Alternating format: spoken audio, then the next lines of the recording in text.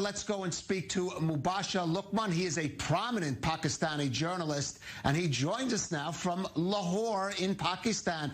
Mubishar, thank you so much for joining us on I-24 News. Let me ask you. Thank you for having me. First of all, let me ask you, like I said, speculation about that other country unnamed. What are you hearing or speculating in Pakistan? And also, why do you think Imran Khan went public with these comments? Well, first of all, thank you very much for having me. And I can tell you one thing, that I have no doubt in my analysis that the other country he's talking about is Saudi Arabia and no one else. You see, there are only 4 countries that have said this. One is the United States, second is Israel, third is India, and fourth is Saudi Arabia. There is no 5th country that has that kind of influence over us. So we are not on talking terms with Israel, officially at least, and we don't get along with the Indians.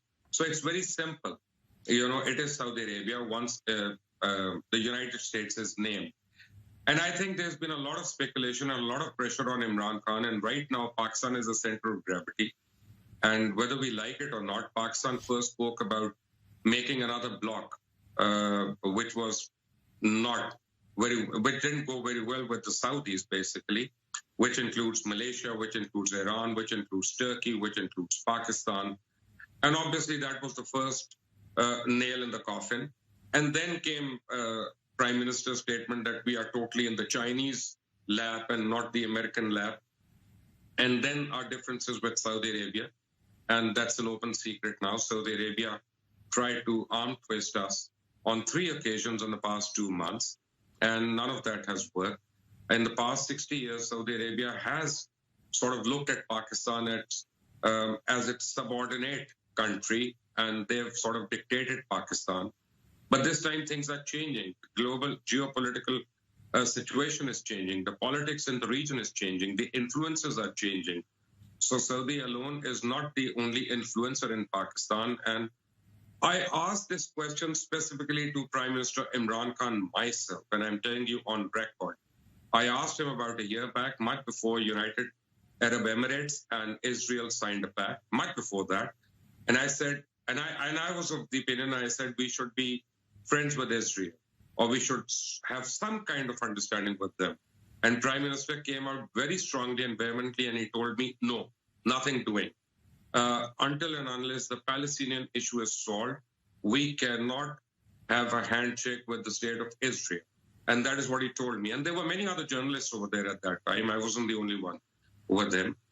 And now this changing scenario, because we believe that MBS is under tremendous pressure in his own country, and he cannot accept Israel the way he has promised or committed to. And he needs a lot of Muslim countries to do that before Saudi Arabia.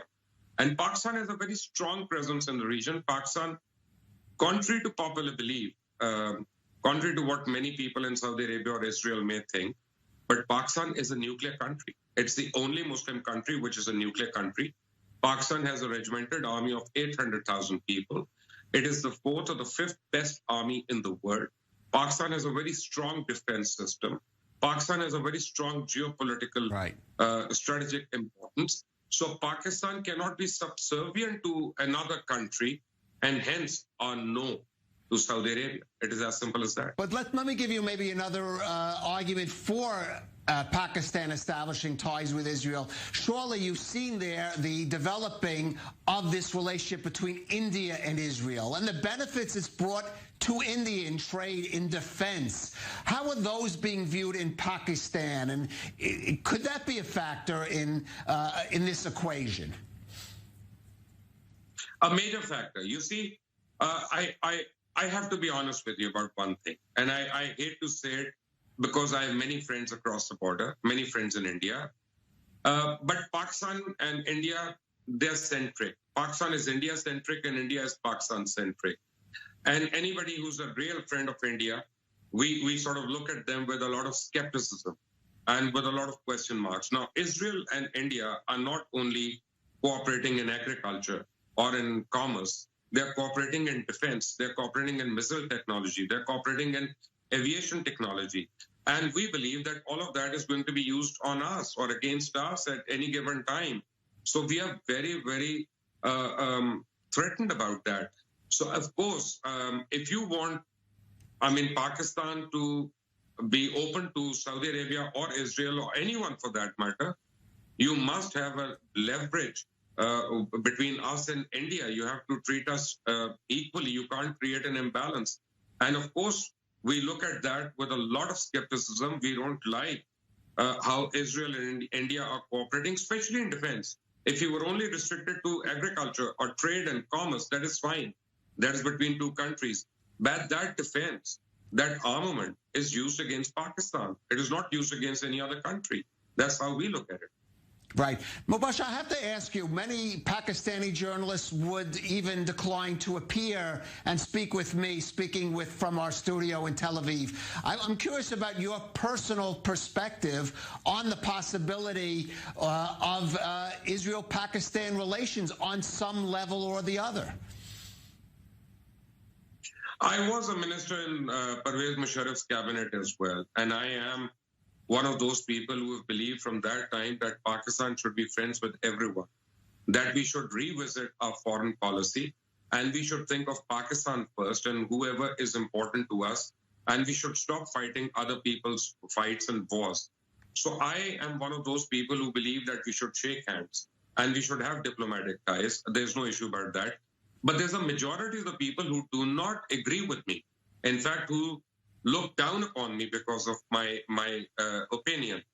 But having said that, you must understand one thing.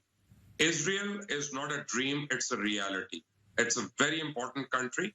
It is a very, very vibrant country. The Israeli nation is a great nation. I have no doubts about that. In their own way, they're fighters, they're survivors. And Pakistan is a great country as well. Pakistan is a surviving country. And Pakistan in its own right has many accolades. So I think if Israel and Pakistan ever have to shake hands, it cannot be due to a third party. It must be directly. We don't need to be subservient to anyone, be it United States, be it Saudi Arabia, be it anyone for that matter. So when the time comes, if the time comes, I think both of us can do it directly. Right. We're only about 30 seconds. Are there others? How many others in Pakistan, even maybe in some official circles, might share that view and maybe not make it public as you do? The problem is that when a child is born, it doesn't mean the mischief happened the night before. It takes a whole lot of 9 months. You see, the animosity between Israel and Pakistan has existed for almost 7 decades now. I can do an anti-Israel show in Pakistan, and I can promise you it will be #1 on the TRPs. There is no doubt about that. Instantly, I'll be a hero. And you can do a show which is anti-Pakistan, and I'm sure you'll be a very important person over there immediately, far as TRPs is concerned.